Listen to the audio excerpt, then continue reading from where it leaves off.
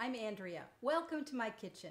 Today I'm going to show you how to grow sprouts in a mason jar without soil right in your own kitchen all year long.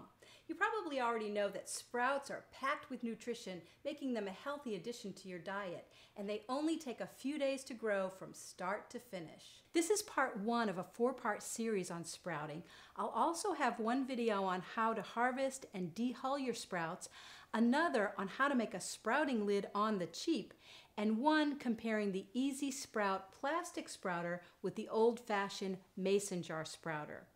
Well, here we go. You're going to want to start with a clean mason jar. I can't emphasize cleanliness enough in this process. I always run mine through the dishwasher to sanitize it before I begin. You're also going to need one of these.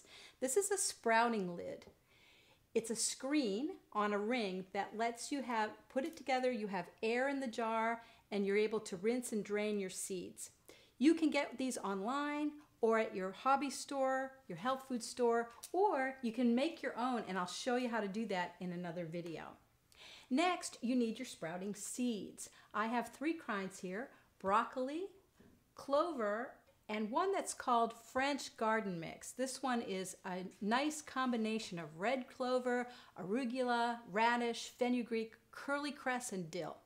You can get sprouting seeds at a health food store, and Whole Food stores carries them, or you can buy them online. That's what I do, and I've included a link below to sproutpeople.com, which has dozens of varieties of sprouting seeds.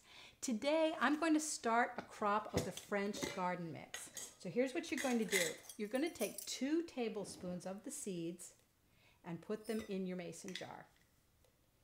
Now don't put more than 2 tablespoons for a 1-quart jar.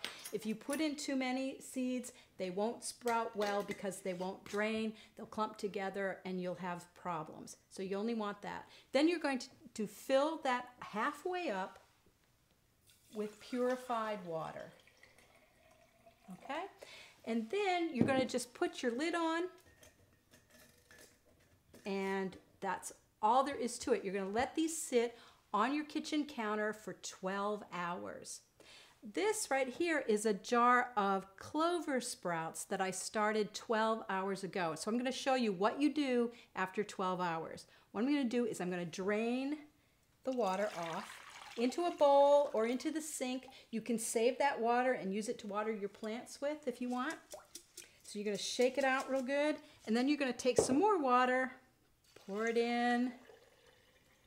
You're going to swish it around a bit so they get rinsed all nicely, and then you're going to drain it out again. And you're going to keep shaking, shaking, shaking it, because what you want is seeds that are moist but not super wet, because if they get too wet and they sit in water, you'll have crop failure. And you can trust me on this one, I know from experience. So then you can take that jar, you can either set it up right on your counter, or even better, put it into a bowl on its side so air can still get in there, not on its side, but just tipped at an angle so air can still get in there and it can still drain for the rest of the time. Now that's all there really is to it. From here on, you're going to rinse and drain your sprouts every 12 hours, and you'll be able to harvest your sprouts in about 5 to 6 days. And what I want to show you here, this is a jar of the French garden mix that I started growing about 3 days ago. And you can see that they're not done yet. They'll be all the way up to the top when they're done, but they're starting to green up a little, and they're going to be just great. So it goes from this to this.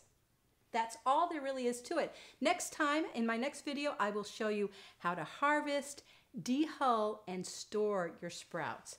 Thanks for watching.